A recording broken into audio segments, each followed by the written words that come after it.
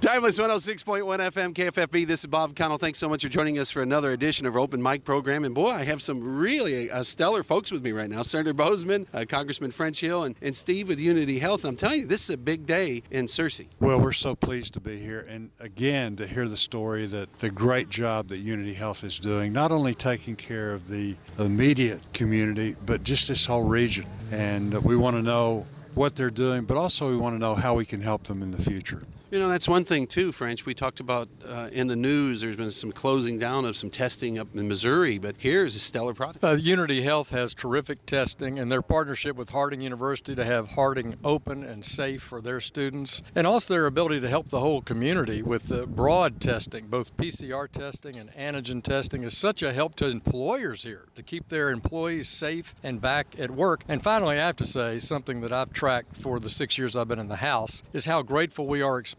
graduate medical education to this part of the state and broaden that. And we've now got 90 medical residents here at Unity in this region, and that's a big help to the future of healthcare in eastern Arkansas. Well, you know, that's something we look at, Steve. This is a big deal. I mean, when you look at what's going on in Missouri and things like that, and that's some pride right here in White County. Yes, sir. We're really fortunate and very blessed to be able to do testing, get 24-hour turnaround, because we know it's important for people to get back to work, back to school, and back to life. And that's something when you look at as being an employer, too. I mean, you've got safety. I mean, I just love when we come in, you got hand sanitizer. And even during when we're getting ready to do an interview, you had the hand sanitizer, and I love that. I mean, that's safety first. Yes, sir. We want to make sure that everybody's taking care of themselves. And now, another thing we got to talk about is the big news, and that is the GDP. This is one of the biggest stories, and I know French has talked about this since the beginning. No, it is a great story and a great step in the right direction, and we're going to build on it and get back to normal. We went from the best economy in 50 years, and then because of the complete shutdown in the economy,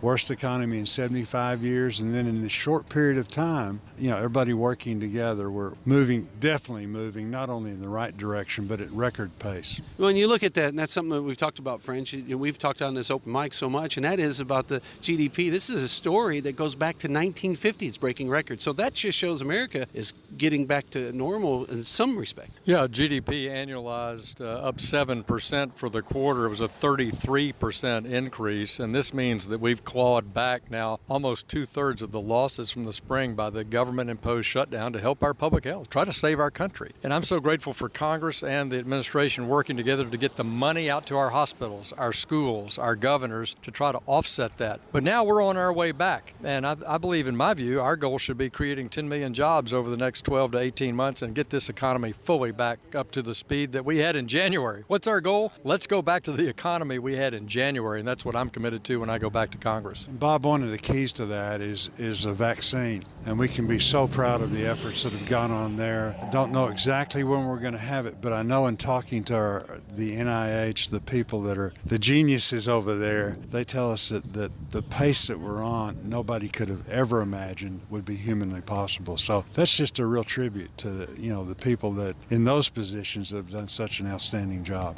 Well, that's when we all encourage everyone to go vote, too, French. That's the big thing, and I noticed that you even said that today to everyone. The vote is what's so important for us to keep on track. It's our privilege as a citizen to vote, to elect our leaders. I'm proud to be one of those leaders, proud to stand here with John Boozman as my senior senator. And what we spend our time on every day, working for the Arkansas people. That's what our job is. No, very much so. Again, trying to use the power of the offices for good. And, we've had a lot of problems. We're moving in the right direction. I think everybody will be glad when the election's over, and we...